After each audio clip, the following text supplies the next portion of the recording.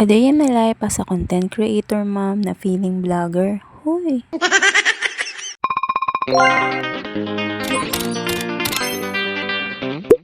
Medyo matagal na nga tong video na to at ngayon ko nga lang to may edit. Bale, umuwi nga pala kami doon sa bahay nila Mal para nga i-celebrate yung birthday ng papa niya. Kaso late na nga kami dahil nga parehas nga kami may trabaho kaya naman hindi kami nakapunta mismong date ng birthday niya. Medyo madilim nga ng mga oras na to dahil nga medyo naambon na nga at pangat nga ang panahon. Pero dahil nga gusto ko maglakad-lakad dito kaya naman niyaya ko si Mal. Galing nga pala kami ang bayanan dahil bumili nga kami ng pansit at saka cake. Hindi na nga kami nakapag-video kaya naman dito na nga lang kami dumaretso. Kasama ko nga dito si Kuya Charlie at ayan, tingnan nyo, nakatulala nga dito sa may bukid. Diyos mio, gustong gusto na nga na magtatakbo, mag-aakyat sa mga puno pero hindi nga pwede. Anyways, fast forward, pagkagaling nga namin sa bahay nila Mal, kumain nga lang kami doon tapos nagpahinga saglit at umuwi na nga rin kami. Habang nasa biyahe na nga kami, inabot na nga kami ng ulan. Buti na lang nung lumakas nga yung ulan ay nandito na nga kami sa bahay.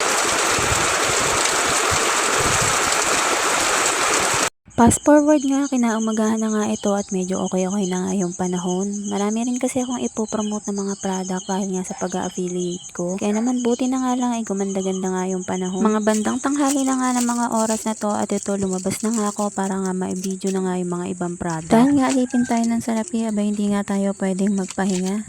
Hoy!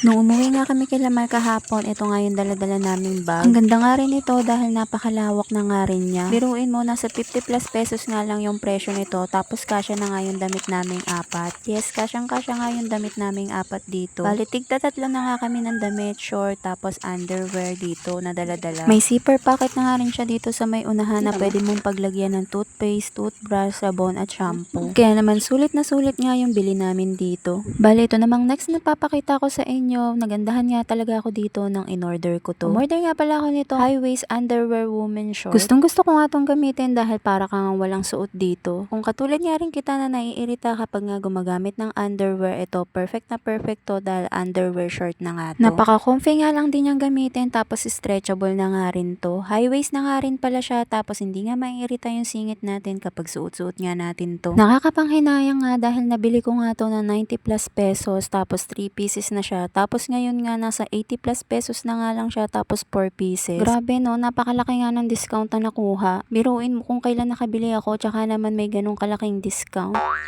Kung nagustuhan nyo nga rin itong mga pinakita kong mga nabili ko online, ay lilink ko na nga lang sa comment section or nandyan sa ating yellow basket. O siya, paano? Yan lang muna for today's ganap. Don't forget to follow and share this video. Thank you for watching. See you on my next mini vlog. Bye!